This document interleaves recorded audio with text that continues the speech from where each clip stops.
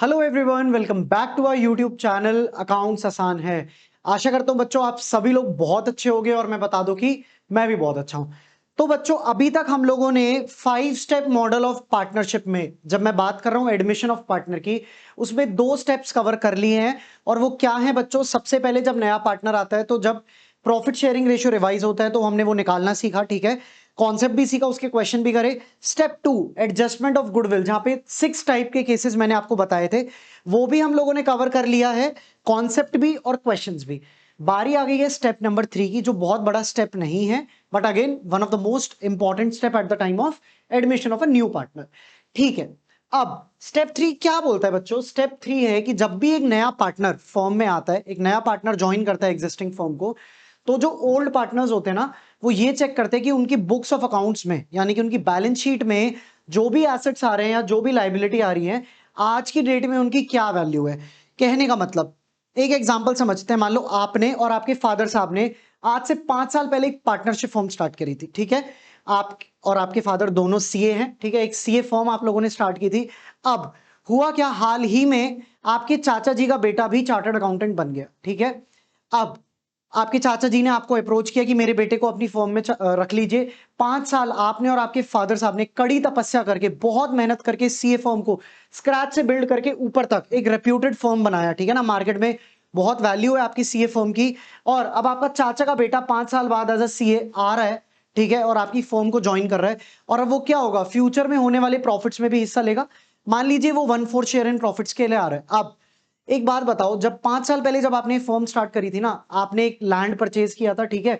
उस पे कंस्ट्रक्शन करा के एक बिल्डिंग खड़ी करी थी 2 फ्लोर की, जिसपे आप लोग अपना ऑफिस आपने बनाया और आप वहीं से ऑपरेट करते हैं, वहीं से काम करते हैं। और भी काफी सारे आपके एसेट्स बुक में आ रहे थे जो आपने उस टाइम पे लिए थे फर्म को स्टार्ट करने के लिए। अब मान लीजिए वो जो आपने लैंड लिया था और जब वो बिल्डिंग बनाई थी, उस लैंड एंड बिल्डिंग की वैल्यू आज से 5 साल पहले थी 1 करोड़ रुपए, ठीक है, आज से 5 साल पहले भी। लेकिन आज की डेट में उसकी मार्केट वैल्यू है 5 करोड़ रुपए। अब एक बात बताओ बच्चों, दिल पे हाथ रखना और एक बात बताना कि जो आपका चाचा जी का लड़का आ रहा है आपकी सीए फर्म में, क्या उसका इस रिवाइज्ड वैल्यू की वजह से जो गेन हुआ है, पहले 1 करोड़ की थी 5 साल पहले, अब कितनी है? 5 करोड़ की है। यानी कि जो 4 करोड़ का गेन ओवर द ईयर्स हुआ है, क्या उसमें आपके चाचा जी के लड़के का हक होना चाहिए? Whether he deserves a right to share the gain जो हुआ है, जो लैंड एंड बिल्डिंग की जो वैल्यू बढ़ी है 4-5 सालों में, क्या आपके चाचा जी के लड़के को उस गेन में हिस्सा मिलना चाहिए, हाँ कि ना? नहीं ना।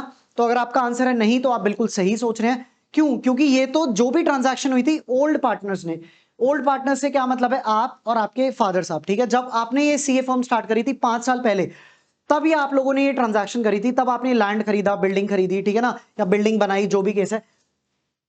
तो कहने का मतलब ये है बच्चों कि जब भी एक नया पार्टनर आता है ना, और उसके आने के बाद जब हम क्या करते हैं, अपने एसेट्स की वैल्यू को रीवैल्यू करते हैं, लाइबिलिटीज को रीअसेस करते हैं, तो उस केस में जो भी गेन या लॉस आता है उसमें नए पार्टनर का कोई हक नहीं है।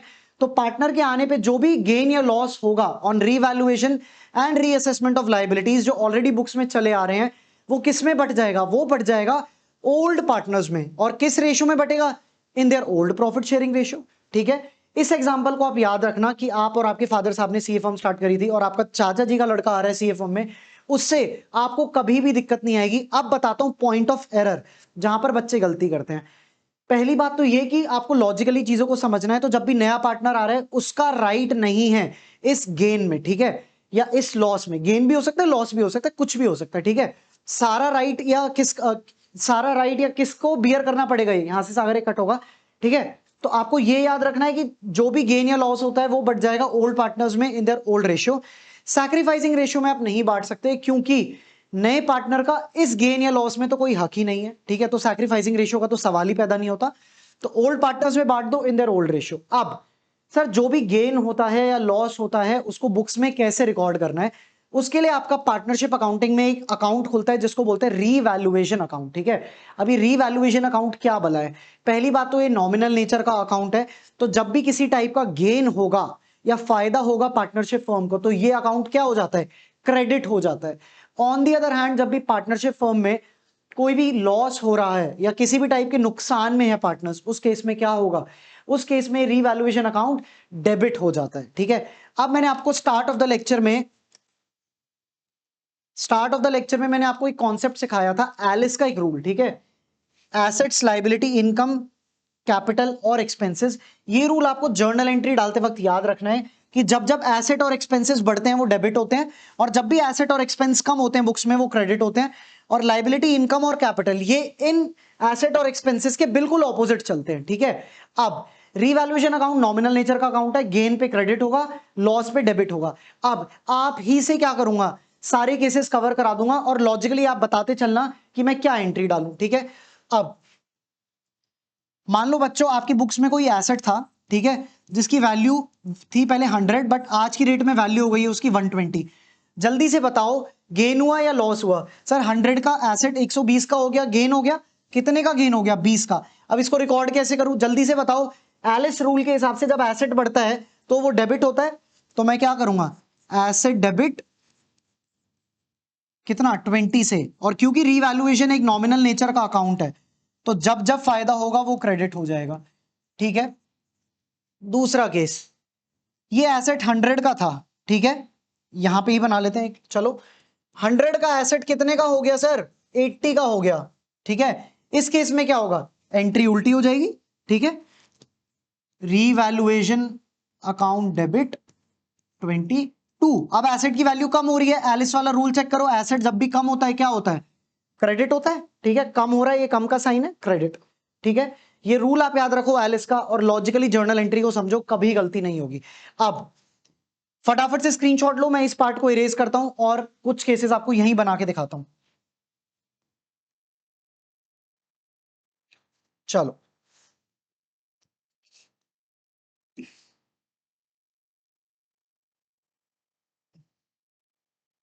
चलिए बच्चों, बोर्ड पे ध्यान देना।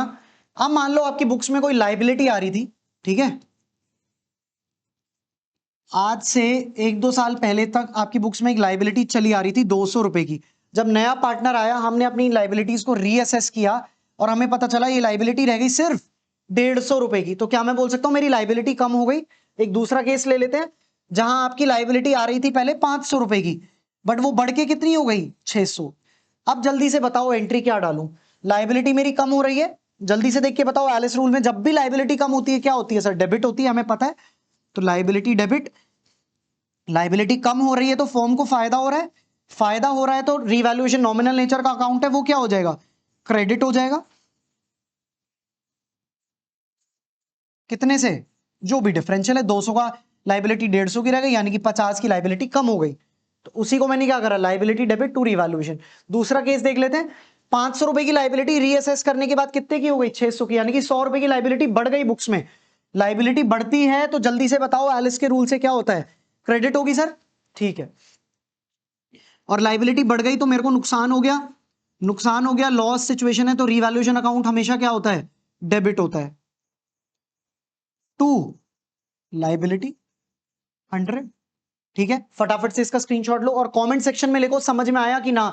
समझ में आया तो यस लिखो, नहीं आया तो अपना डाउट डालो बच्चों, मैं आपका डाउट 100% क्लियर कराऊंगा। चलो दो आखिरी केसेस और बनाते हैं, ठीक है। बनाने को तो इसमें बहुत सारे बन जाते हैं, बट इतने केसेस आपको मैं करा दूंगा जिससे आपके क्वेश्चंस बहुत इजीली सॉल्व होते जाएंगे, ठीक है। अब मान लो अभी तक एक कोई एक अनरिकॉर्डेड एसेट था जो आपकी बुक्स में नहीं था, जब नया पार्टनर आया आपने देखा अरे यार एक एसेट था जो अभी तक हम रिकॉर्ड करते ही नहीं आ रहे थे, फायदा हो गया इस एसेट को, अब जब पता चल गया इसको रिकॉर्ड करना चाहिए तो रिकॉर्ड कर लो बुक्स में, ठीक है। एक अनरिकॉर्डेड एसेट मिला आपको 100 रुपए का, फायदा हो गया, हाँ कि ना, ठीक है। और दूसरा केस ले लेते हैं कि अभी तक एक लाइबिलिटी थी जो आप अपनी बुक्स में नहीं डाल रहे थे, ऑल ऑफ अ सडन आपको रियलाइज हुआ अरे यार ये लाइबिलिटी भी मेरे को अपनी बुक्स में डालनी पड़ेगी, ठीक है। मान लो ये भी 100 रुपीज की ही है। अब जल्दी से बताओ वो एसेट जो अभी तक रिकॉर्ड नहीं कर रहे थे अब जाके रिकॉर्ड कर रहे हो, तो फर्म को फायदा होगा या नुकसान होगा। सर एसेट की वैल्यू बढ़ गई, अनरिकॉर्डेड एसेट को अब रिकॉर्ड कर रहा हूं, एसेट बढ़ जाएगा तो डेबिट होता है, ठीक है। तो एसेट अकाउंट डेबिट, फायदा हो गया, फायदा हो गया तो रिवैल्यूएशन अकाउंट क्रेडिट होगा। बस ये मंत्र याद रखना है, एलिस का रूल। और दूसरा रिवैल्यूएशन नॉमिनल नेचर का अकाउंट है, जब भी फायदा होगा क्रेडिट हो जाएगा, नुकसान होगा तो डेबिट हो जाएगा, ठीक है। अनरिकॉर्डेड लाइबिलिटी थी, अब बुक्स में रिकॉर्ड कर रहा हूं, नुकसान हो गया फर्म को, ठीक है ना, लाइबिलिटी डालनी पड़ रही है बुक्स में, तो नुकसान हो गया तो रीवैल्यूएशन को डेबिट कर दो। लाइबिलिटी बढ़ गई, लाइबिलिटी अगर बढ़ जाती है तो क्या होती है सर, क्रेडिट हो जाती है एलिस के रूल के हिसाब से, तो टू लाइबिलिटी कितना 100। जल्दी से स्क्रीनशॉट लो और फिर मैं आपको कराता हूं एक बहुत ही अच्छी इलस्ट्रेशन जिसमें आपके सारे केसेस कवर हो जाएंगे, ठीक है। चलिए अब अगली स्लाइड पे एक बार फोकस करना before we head on to the illustration. यहां मैंने क्या करा है बच्चों, अब हमने क्या करना है कि जब भी नया पार्टनर आ रहा है हमें देखना है कि हमारे एसेट्स की वैल्यू आज की डेट में क्या है या लाइबिलिटीज की वैल्यू आज की डेट में क्या है। अब मान लीजिए अब आपने सारे रीअसेसमेंट्स वगैरह कर लिए और दो सिचुएशन ले सकते हैं। अब या तो फायदा होगा ओवरऑल सिचुएशन में, आपने मान लो एसेट्स की वैल्यू बढ़ी, लाइबिलिटी की भी बढ़ी, नेट करके देखा तो फायदा हो रहा है, ठीक है। दूसरा केस क्या हो सकता है, वैल्यू बढ़ी या घटी, नेट में लॉस भी हो सकता है। अब जहां पर आप रिवाइज्ड वैल्यूज शो करने वाले हो अपनी बैलेंस शीट में, तो उस केस में आप क्या करोगे, जो भी आपका रीवैल्यूएशन पे गेन या लॉस होता है वो क्या करते हो, पार्टनर्स में डिस्ट्रीब्यूट कर देते हो। फर्स्ट केस मैंने लिया है कि रीवैल्यूएशन पे गेन हो रहा है, तो जल्दी से बताओ गेन हो रहा है तो ये किसको दे दूं, ओल्ड पार्टनर्स को दे दूं इन देयर ओल्ड रेशियो, क्योंकि नए पार्टनर का तो हक नहीं है इसमें, वो डिजर्व नहीं करता इस गेन को। एंट्री क्या करी, revaluation account debit to old partners capital account. Partners का कैपिटल अकाउंट क्रेडिट क्यों करा है, गेन है, गेन है तो इससे क्या होगा, पार्टनर्स का कैपिटल अकाउंट बढ़ जाएगा। और जब भी कैपिटल्स बढ़ते हैं एलिस के रूल के हिसाब से बताओ, जब भी कैपिटल बढ़ता है तो वो क्रेडिट होता है, ठीक है, कर दिया क्रेडिट, ठीक है, रीवैल्यूएशन। और ये डेबिट क्यों करा, जब गेन वाली सिचुएशन थी ना तो रीवैल्यूएशन अकाउंट क्रेडिट होता आ रहा था, अब जब इस गेन को बांट रहा हूं तो उस गेन को डेबिट कर दो, और बांट दिया तो पार्टनर्स की कैपिटल अकाउंट को क्रेडिट कर दिया। याद रखने वाली बात यह है मेरे प्यारे बच्चों कि आपको ये डिस्ट्रीब्यूट करना है ओल्ड प्रॉफिट शेयरिंग रेशियो में। और जब भी कंफ्यूजन हो बार बार ये वाला एग्जांपल याद रख लेना कि आपके और आपके फादर साहब ने सीए फर्म स्टार्ट करी और आपका चाचा का बेटा आ रहा है उस फर्म को ज्वाइन करने के लिए, तो वो जो लैंड और बिल्डिंग पे आपको गेन हुआ था ना, जो 1 करोड़ की बिल्डिंग 5 करोड़ की हो गई थी, वो किस में बटेगा, आपके और आपके फादर साहब के बीच में, in your old profit sharing ratio, ठीक है। और दूसरे केस में जहां पर लॉस आया रीवैल्यू करने पे, एंट्री उल्टी हो जाएगी, ठीक है। और ये क्यों हुआ, रीवैल्यूएशन अगर लॉस था तो वो जब से डेबिट होता आ रहा था, अब उस लॉस को क्या कर रहा हूं, पार्टनर्स को चार्ज ऑफ कर रहा हूं। लॉस अगर पार्टनर्स को दे रहा हूं तो जल्दी से बताओ उनके कैपिटल बैलेंस कम हो जाएंगे या बढ़ जाएंगे, सर कम हो जाएंगे। तो जब भी कैपिटल कम होती है एलिस के रूल में देखो, जब भी कैपिटल कम होती है सर क्या होती है, डेबिट होती है, ठीक है। इसलिए मैं पार्टनर्स के कैपिटल अकाउंट को क्या करता हूं, डेबिट करता हूं। आई होप ये एंट्री आपको समझ में आई। तो जब आपने ये रीवैल्यूएशन अकाउंट का इंपैक्ट फ्लो करा दिया पार्टनर्स के कैपिटल में, अब आप क्या करोगे, एक तो पार्टनर्स कैपिटल अकाउंट में ये एडजस्टमेंट एंट्री चली जाएगी, ठीक है। और अब बैलेंस शीट में जितने भी एसेट्स और लाइबिलिटीज आएंगे ना, वो आएंगे आपकी रिवाइज्ड वैल्यू पे, ठीक है ना, ओल्ड वैल्यूज पे नहीं आएंगे, रिवाइज्ड वैल्यू पे आएंगे। टेंशन लेने वाली बात नहीं है, अगली क्लास में एक कॉम्प्रिहेंसिव क्वेश्चन कराऊंगा और बहुत ही शानदार तरीके से, उसमें बहुत सारे एडजस्टमेंट है। ये टॉपिक ना आपको एकदम क्रिस्टल क्लियर फिट हो जाएगा आपके दिमाग में, ठीक है। दूसरी सिचुएशन जहां पर क्वेश्चन की लैंग्वेज में लिखा हुआ है कि रीवैल्यू तो करा, लेकिन हम लोग जो एसेट्स और लाइबिलिटी की वैल्यू है ना, ओल्ड वैल्यूज को चलाना चाहते हैं अपनी बुक्स में, ठीक है। तो रीवैल्यूएशन का गेन तो एडजस्ट करना ही पड़ेगा, लेकिन बैलेंस शीट जब आप बनाओगे ना उस केस में आपको फिर रिवाइज्ड वैल्यूज नहीं डालने उसमें। उस केस में एंट्री क्या होती है सर, एक सिंपल सी एंट्री हो जाती है, gaining partners capital account debit to sacrificing partner. Net में हम देख लेते हैं भैया, जल्दी से बता दो फ्यूचर में, क्योंकि आप वैल्यूज तो रिवाइज नहीं डाल रहे बैलेंस शीट में, फ्यूचर में कौन सा पार्टनर गेन कर रहा है, कौन सा पार्टनर सैक्रिफाइस कर रहा है, और ये एंट्री डलती है सैक्रिफाइसिंग रेशियो में, माइंडेड एंट्री डलेगी सैक्रिफाइसिंग रेशियो में।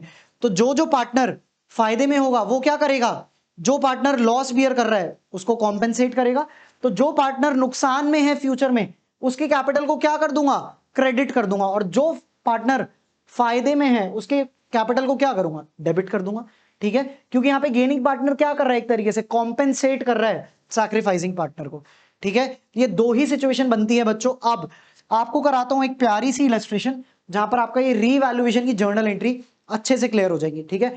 और उसके बाद अगली क्लास में हम लोग एक कॉम्प्रिहेंसिव क्वेश्चन करेंगे और ये स्टेप 3 आपका बहुत ही अच्छे तरीके से प्रिपेयर हो जाए।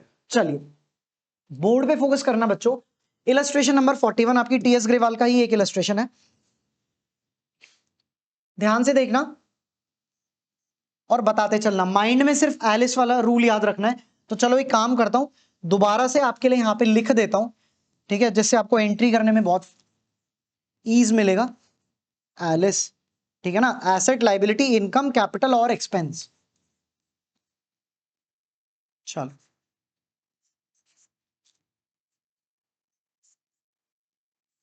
बस एसेट और एक्सपेंस एक तरीके से चलते हैं और ये लाइबिलिटी, इनकम और जो कैपिटल होती है ये ऑपोजिट चलती है, बस इतना आपको याद रखना है, ठीक है।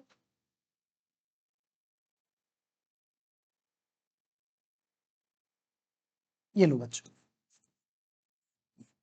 ठीक है। चलिए बोर्ड पे फोकस करना। Pass journal entries to record the following transaction on admission of Manoj as a partner. एक नया पार्टनर आ रहा है मनोज, और एग्जिस्टिंग पार्टनर्स का क्या नाम है, लीना और रोहित, ठीक है। पहली एंट्री पे फोकस करेंगे बच्चों। Value of furniture is to be increased by 10,000। Furniture asset है मेरा, वैल्यू अगर बढ़ानी है, एसेट बढ़ रहा है, एसेट बढ़ता है तो एलिस के रूल के हिसाब से क्या होगा, डेबिट हो जाएगा, ठीक है। फायदा हो रहा है तो रीवैल्यूएशन क्या होता है, नॉमिनल नेचर का अकाउंट है, क्रेडिट हो जाता है। तो क्या मैं बोल सकता हूं मेरी एंट्री क्या होगी, asset account debit to revaluation. बच्चों for the sake of time मैं ये थोड़ा सा जल्दी जल्दी लिखूंगा, ठीक है, बट आपको नरेशन भी लिख के आनी है और शॉर्ट फॉर्म यूज नहीं करनी है क्वेश्चन में, और लैंग्वेज को बहुत ध्यान से पढ़ना है। यहाँ पे बाय लिखा हुआ है, 10,000 से बढ़ा दीजिए। क्वेश्चन में कई बार लिखा होता है increase the value up to, तो उसमें क्या होगा, पहली वैल्यू दी होगी तो अप टू पे आपको क्या करना होगा, डिफरेंशियल देखना होगा, ठीक है। तो तभी बोलता हूं कि मैथ्स भी लगती है अकाउंट्स को सॉल्व करते हुए और बेसिक अंग्रेजी भी लगती है, ठीक है। तो चलो पहली एंट्री हमारी हो गई। Second, value of furniture is to be increased to 40,000। लो आ गया वो वही वाला केस जो मैं बोल रहा था, 240,000 अप टू 40,000, ठीक है। अभी फिलहाल कितनी वैल्यू है, 20,000। अब अक्सर बच्चे जल्दबाजी में क्या करेंगे ना, एंट्री डाल देंगे फर्नीचर टू रिवैल्यूएशन 40,000, क्वेश्चन गलत, ठीक है। ऑलरेडी बुक वैल्यू आ रही है 20,000 और उसकी वैल्यू लानी है अप टू 40,000, 40,000 तक लानी है। तो 40,000 माइनस 20,000 कितना हुआ, 20,000 हुआ।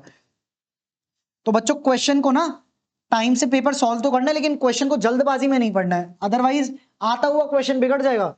डेबिट और क्रेडिट आपने सही लाइन आइटम्स को किया है, लेकिन अमाउंट्स गलत हो गए तो एंट्री तो ऑटोमेटिकली गलत हो गई, राइट। टू रीवैल्यूएशन, क्रेडिट क्यों कर रहा हूं, क्योंकि फायदा हो रहा है, फायदा हो रहा है, नॉमिनल नेचर का काउंट होता है, रीवैल्यूएशन फायदे में हमेशा क्रेडिट होता है। चलिए सर सेकंड एंट्री भी डन। थर्ड केस क्या है, value of furniture is to be brought up to 120% of its value. Book value कितना है, 50,000। ये कह रहा है कि 50,000 जो वैल्यू है ना उसको 120% तक लेके आओ। तो क्या मैं बोल सकता हूँ 50,000 जो है वो इसकी 100% वैल्यू है, तो 120% पे लाना है। तो मैं दो तरीके हैं, या तो 50,000 पे 20% अप्लाई कर दूं, या फिर इसका 120% कर दूंगा, तो वो आता है 60,000। 60,000 माइनस 50,000 गिव्स मी 10,000। जैसे आपको ठीक लगे वैसे कर लो, बट याद इतना रखना है कि यहाँ पे अप टू लिखा हुआ है, ठीक है। तो एंट्री क्या हुई, फर्नीचर डेबिट, एसेट बढ़ रहा है मेरा, एसेट बढ़ता है तो एलिस के रूल से डेबिट होता है, फायदा हो रहा है तो रिवैल्यूएशन क्रेडिट हो जाएगा।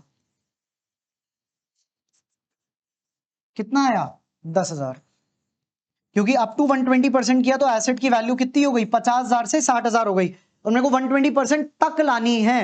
तो 60,000 माइनस 50,000 10,000, ठीक है। I hope this is clear. तो चलो हमारा थर्ड केस भी हो गया। फोर्थ केस पे आते बच्चों,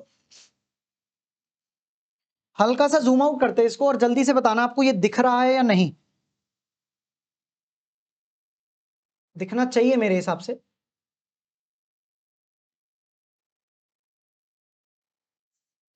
चलिए एक काम करते हैं, इसको हल्का सा ना क्वेश्चन को बड़ा कर लेते हैं। ये लो, ठीक है। आई थिंक अब तो ये विजिबल होगा। चलिए केस नंबर 4, स्टॉक, एक सेकेंड ना, ये लीजिए, 3 केसेस मेरे डन हो गए। अब stock is under valued by 10%, 18,000। अभी फिलहाल जो बुक्स में स्टॉक आ रहा है ना 18,000 का, ये अंडर वैल्यूड है, अंडर वैल्यूड है 10% से। तो जब भी ऐसा केस है ना, आप देख लो ये कितने परसेंट पे स्टैंड कर रहा है अभी। अभी का स्टॉक जो है वो अंडर वैल्यूड है 10% से, तो क्या मैं बोल सकता हूं अभी ये 90% पे खड़ा है, हाँ सर। तो अगर इसका 100% निकालना है तो बस डिवाइड कर दो करंट परसेंटेज से। ये कितना आया, 20,000। अभी अंडर वैल्यूड है 10% से, ठीक है ना। तो यानी कि 18,000 90% को रिप्रेजेंट कर रहा है, तो 100% क्या हुआ, 20,000। तो ठीक कर दो, 18,000 पे है, 20,000 पे लाना चाहिए आपको। तो एंट्री क्या होगी, स्टॉक डेबिट, स्टॉक को बढ़ाना है 18,000 से 20,000 पे लाना है, स्टॉक बढ़ गया, एसेट है, डेबिट हो जाएगा 2,000, और फायदा हो रहा है तो रीवैल्यूएशन क्या हो जाएगा, रीवैल्यूएशन हो जाएगा सर क्रेडिट। ठीक है, चलो तो हमारा फोर्थ केस भी हो गया। अब आते फिफ्थ केस पे। ये इलस्ट्रेशन बहुत बड़ी है बच्चों, ये सिर्फ आपको समझाने के लिए, एग्जाम में इतने सारे केसेस नहीं आएंगे तो टेंशन मत लेना। ऑब्जेक्टिव सिर्फ इतना है इस वाले केस को कराने का कि आपको समझ में आए एक एक केस अच्छे से, ठीक है ना, कब रीवैल्यूएशन डेबिट होता है, कब क्रेडिट होता है, और ये एलिस वाले रूल की भी आपकी प्रैक्टिस हो जाएगी। चलो फिफ्थ केस देखते हैं। Stock is over valued bye 10%। अभी फिलहाल कितना दिख रहा है बुक्स में, 22,000। ठीक है, तो क्या मैं बोल सकता हूं कि जो अभी जो स्टॉक आ रहा है क्योंकि ओवर वैल्यूड है तो ये 110% को रिप्रेजेंट कर रहा है 22,000।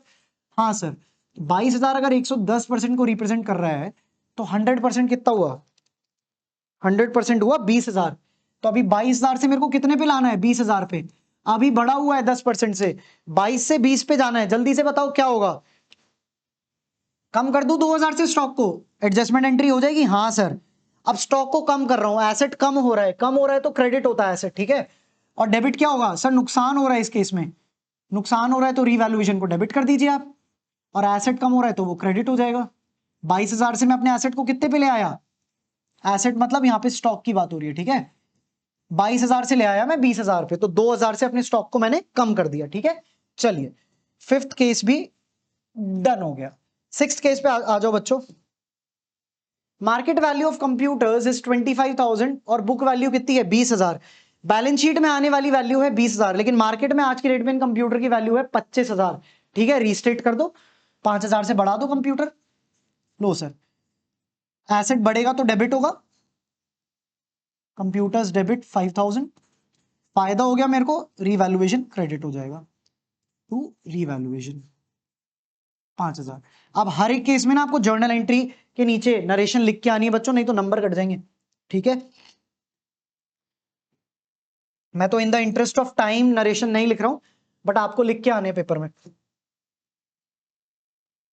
चलिए अगला केस बहुत अच्छा है और ये टेस्ट करेगा कि आपके जर्नल एंट्री के फंडामेंटल्स कितने स्ट्रॉन्ग है। ठीक है ना, 11वीं में आपने मेहनत करी है या नहीं, या चीजों को लॉजिकली समझा ही नहीं, यहां से टेस्ट हो जाएगा। जल्दी से बताओ, machinery is taken by Leena. Leena कौन है, एक पार्टनर है, ओल्ड पार्टनर थी लीना एंड रोहित, पुराने पार्टनर्स हैं। उसने क्या करा, एक मशीनरी टेक ओवर कर ली। बुक वैल्यू कितनी थी मशीनरी की, 60,000, बट वो कितने में लेके चली गई इसको, 80,000 रुपए में। अच्छा सर, मशीनरी ले गई वो 80,000 में, जबकि बुक वैल्यू कितनी है मशीनरी की, 60,000। सबसे पहले तो एक काम करते हैं, टेक ओवर की एंट्री से पहले ना पहले गेन या लॉस वाली एंट्री कर लेते हैं। ठीक है, तो इसमें दो एंट्री बनेंगी मेरी। पहली एंट्री क्या होगी, पहली एंट्री होगी सर, जो 60,000 की मशीनरी 80,000 में लीना ले गई, यानी कि 20,000 का फर्म को फायदा हो गया। 20,000 का फायदा हो गया तो पहले मशीन को बढ़ा दो, डेबिट कर दो 20,000 से, फायदा हो गया तो रीवैल्यूएशन क्या हो जाएगा, क्रेडिट।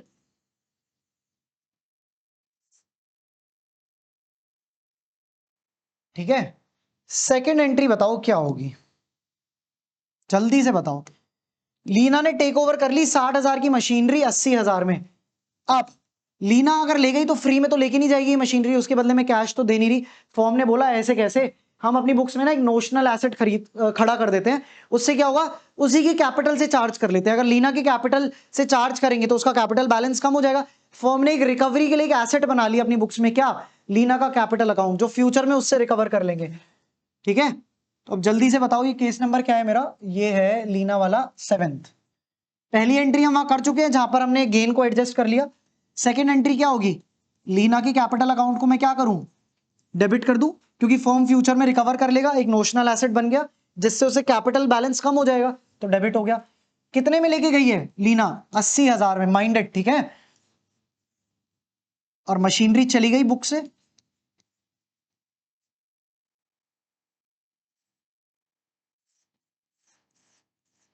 चलिए सर, आई होप ये एंट्री आपको समझ में आई। फटाफट से एक बार स्क्रीनशॉट ले लो इसका।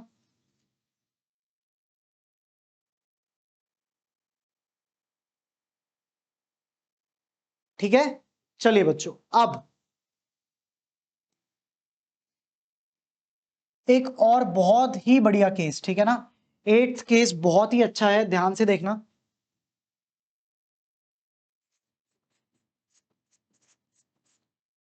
1/3 of the machinery is taken by Rohit. Rohit कौन है? पुराना पार्टनर है, ठीक है। 1/3 of the machinery is taken by Rohit for 30,000 and balance is revalued at 57,600। कोई बात नहीं, अब हमें देखना है हमारी बुक्स में मशीन आ कितने की रही है, 72,000, ठीक है। फटाफट से इसका एक वर्किंग नोट बनाते हैं पहले। अगर 72,000 की मशीन, ठीक है, 1/3 कितना हुआ इसका, जल्दी से बताओ सर। 24,000, ठीक है। और रिमेनिंग अमाउंट क्या रहा? अगर ये 24,000 रहा तो बचा हुआ क्या रहा, निकाल लेते हैं। 72,000 माइनस 24,000 वो आता है 48,000, ठीक है। तो ये ब्रेकअप हो गया किसका, 72,000 का। अब हुआ क्या, 1/3 तो रोहित ले गया, ये रोहित ले गया, और कितने में ले गया, 30,000 में ले गया सर। तो क्या मैं बोल सकता हूं 6,000 का फायदा तो फर्म को यहां हो गया।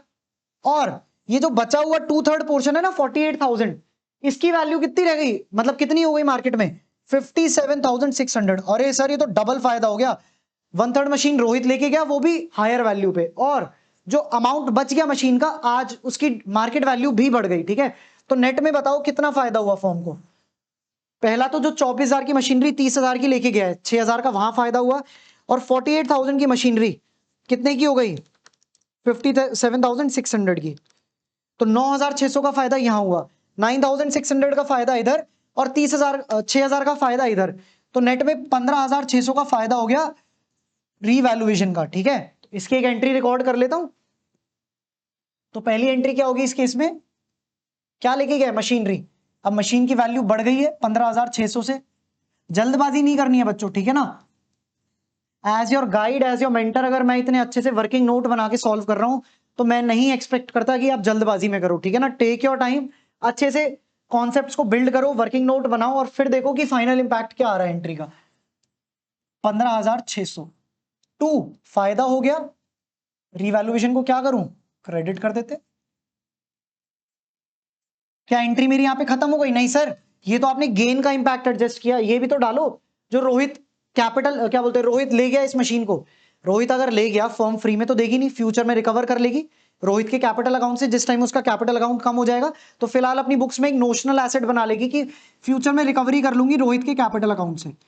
तो रोहित कैपिटल अकाउंट डेबिट कितने से होगा, आप जल्दी से बताओ, 24,000 से या 30,000 से। अगर आपका आंसर है 24,000 तो वो गलत है बच्चों, ठीक है। एक्चुअली में कितने में लेके गए हैं वो, 30,000 में ही तो लेके गए। और जो 24,000 और 30,000 का जो डिफरेंस है वो तो हम ऑलरेडी फर्स्ट वाली एंट्री में एडजस्ट कर चुके हैं। एक्चुअली में पार्टनर कितने वैल्यू पे लेके गया, 30,000 पे। तो मैं जो अब चार्ज भी करूंगा ना रोहित के कैपिटल अकाउंट से, वो 30,000 ही करूंगा, ठीक है। To machinery, right, 30,000। I hope this entry is clear. चलिए अब बात करते हैं, out of the amount of insurance premium which was debited to PNL 5,000 is to be carried as prepaid expense. अरे सर फायदा हो गया, कुछ इंश्योरेंस प्रीमियम ऐसा था जो इस साल का खर्चा नहीं था, यानी कि आने वाले साल का प्रीमियम हमने इस टाइम भर दिया। तो क्योंकि ये मेरे अकाउंटिंग पीरियड को बिलोंग नहीं करता, ठीक है ना, तो ये फ्यूचर का प्रीमियम है जो मैं आज भर चुका हूं, ये प्रीपेड प्रीमियम है। प्रीपेड प्रीमियम है तो ये मेरा एसेट है, एसेट है तो क्या करूं, फायदा हो गया मेरा। तो एंट्री क्या होगी, प्रीपेड इंश्योरेंस प्रीमियम डेबिट 5,000, फायदा हो गया तो क्या होगा, रीवैल्यूएशन अकाउंट क्रेडिट हो जाएगा सर, कितना, 5,000 से, ठीक है। I hope this is clear. चलिए सर,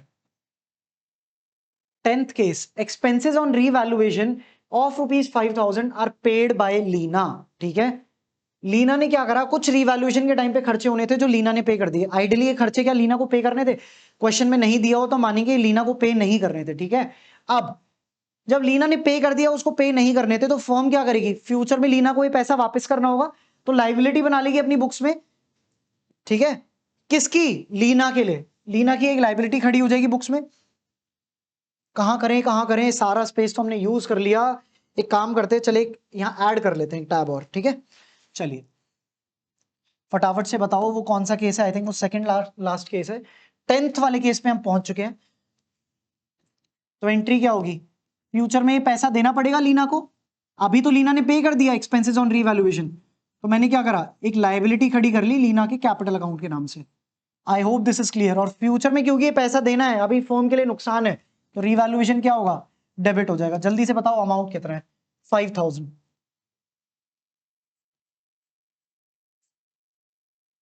आखिरी केस बच्चों, ठीक है, आखिरी पड़ाव, आखिरी पड़ाव, और वो क्या है? A debtor whose dues of 14,000 were written off as bad debts last year paid 10,000 in settlement. Last year हम एक डेटर से उम्मीद खो बैठे थे, 14,000 रुपए उस डेटर को हमें देने थे, सेटलमेंट में उसने 10,000 रुपए दे दिए, तो मैं तो अपनी एंट्री करके बैठा था बुक्स में बैड डेट्स टू डेटर, ठीक है, लेकिन अब फायदा हो गया, कुछ रिकवरी हो गई, तो पहली एंट्री डाल दूं, cash debit to bad debts recovered, कितना? 10,000। 14,000 वाले डेटर ने 10,000 तो दे दिए। सेकेंड एंट्री क्या होगी जल्दी से बताओ सर? रीवैल्यूएशन, फायदा हो गया इस टाइम पे, हम तो उम्मीद खो बैठे थे ये पैसा मिलेगा 14,000, उस 14,000 में 10,000 मिल गए, ठीक है, मिल गए तो क्या होगा? रीवैल्यूएशन अकाउंट क्रेडिट हो जाएगा, तो एंट्री क्या मारूं? Bad debts recovered debit 10,000 to, क्योंकि फायदा है तो रीवैल्यूएशन क्रेडिट हो जाएगा। अब आप चाहो तो इसकी नेट एंट्री भी कर सकते हो, मेरे को कोई इशू नहीं है, क्योंकि bad debts recovered, bad debts recovered आप देखोगे नेट में क्या हो रहा है, क्रॉस हो रहा है, तो एंट्री तो क्या ही बन रही है, cash account debit to revaluation, जितना कैश आया वो डेबिट कर दिया 10,000, फायदा हो गया तो रीवैल्यूएशन क्रेडिट कर दिया 10,000 से, ठीक है। आई होप ये आपको समझ में आई होगी इलस्ट्रेशन, ये बहुत ही शानदार इलस्ट्रेशन है बच्चों, घर जाके सारे केसेस को खुद चेक करना, खुद से अपने हाथ से एंट्री करके देखना, ठीक है, केसेस बन रहे हैं, एंट्री कर पा रहे हो बहुत अच्छी बात है, नहीं कर पा रहे हो कोई टेंशन लेने वाली बात नहीं है, अभी भी टाइम है, प्रैक्टिस प्रैक्टिस प्रैक्टिस, जितना प्रैक्टिस करोगे उतने फायदे में रहोगे, ठीक है। चलो एक छोटा सा क्वेश्चन और आपको कराता हूं, एंड देन आज के लेक्चर को हम लोग यहीं पे एंड करेंगे, और अगली क्लास में एक कॉम्प्रिहेंसिव क्वेश्चन और करेंगे स्टेप नंबर 3 का। चलिए बच्चों बोर्ड पे फोकस करेंगे। Swati and Surabhi are partners in a firm sharing profits in the ratio of 3:2। They admit Sanchi as a partner and the new profit sharing ratio is 3:3:2। ठीक है, दो पार्टनर थे स्वाति एंड सुरभि, जिनका प्रॉफिट शेयरिंग रेशियो क्या है 3:2। एक नई पार्टनर आ गई सांची, अब न्यू रेशियो कितना हो गया 3:3:2। At the time of admission of Sanchi investments were 40,000। ठीक है, सांची जब आई तो बुक वैल्यू थी इन्वेस्टमेंट्स की 40,000। Half of these investments are taken over by Swati and Surabhi in their profit sharing ratio. कोई बात नहीं, और जो रिमेनिंग इन्वेस्टमेंट्स हैं वो कितने की रहेगी 25,000 की। ब्रेकअप बना लेते हैं, 40,000 की इन्वेस्टमेंट्स हैं जो बैलेंस शीट में आ रही होंगी मेरी, हाफ ऑफ दीज इन्वेस्टमेंट्स तो 20,000 और 20,000, ये ब्रेकअप हो गया। अब ये क्या हुआ 20,000 तो कौन ले गया, स्वाति और सुरभि ले गए, पर किस रेशियो में ले गए बच्चों, अपने प्रॉफिट शेयरिंग रेशियो में 3:2 में। तो ये मैं बताओ कितना आएगा, 5 4 12,000 और 8,000, ये तो टेक ओवर कर लिया स्वाति और सुरभि ने। अब जो बचे रिमेनिंग हाफ इन्वेस्टमेंट्स, उसकी क्या वैल्यू हो गई है 25,000। तो यहां पे क्या फायदा हुआ 5,000 का एक गेन आ गया मेरे पास, ठीक है, क्या आ गया, गेन आ गया बच्चों, ठीक है। चलिए अब एंट्री बताओ जल्दी से क्या क्या होंगी। पहली एंट्री तो ये कि फ्री में तो मैं ले जाने नहीं दूंगा स्वाति और सुरभि को, ठीक है ना, फर्म भी बोल रही है अल्टीमेटली हम तो बिजनेस करने ही बैठे हैं, ठीक है, फ्री में क्यों ले जाने, हम चैरिटी पर्पस के लिए थोड़ी ना पार्टनरशिप फर्म खोल के बैठे हुए हैं। तो फ्यूचर में रिकवर करेंगे स्वाति और सुरभि से, चार्ज ऑफ कर लिया उसके कैपिटल अकाउंट से, जिससे उसका बैलेंस फ्यूचर में कम हो जाएगा। दूसरा पर्सपेक्टिव देता हूं, फ्यूचर में रिकवर करेंगे पार्टनर से, तो फर्म ने क्या करा, एक नोशनल एसेट बना लिया अपनी बुक्स में, Swati Surabhi capital account debit, कितने से जल्दी से बताओ, ये निकाल लिया ना बच्चों 12,000 और 8,000। टू क्या करूं क्रेडिट, सर इन्वेस्टमेंट थी ले गए, बुक से हट गई ये इन्वेस्टमेंट, एसेट कम होता है तो क्रेडिट होता है एलएस वाले रूल के हिसाब से, ये लो इन्वेस्टमेंट चली गई 20,000 की। चलो ये वाला पार्ट हमने कर दिया। अब जो रिमेनिंग इन्वेस्टमेंट्स है उसकी वैल्यू क्या है 25,000 है, ठीक है ना। ये जो सेकंड केस है इसकी भी एंट्री बताओ जल्दी से।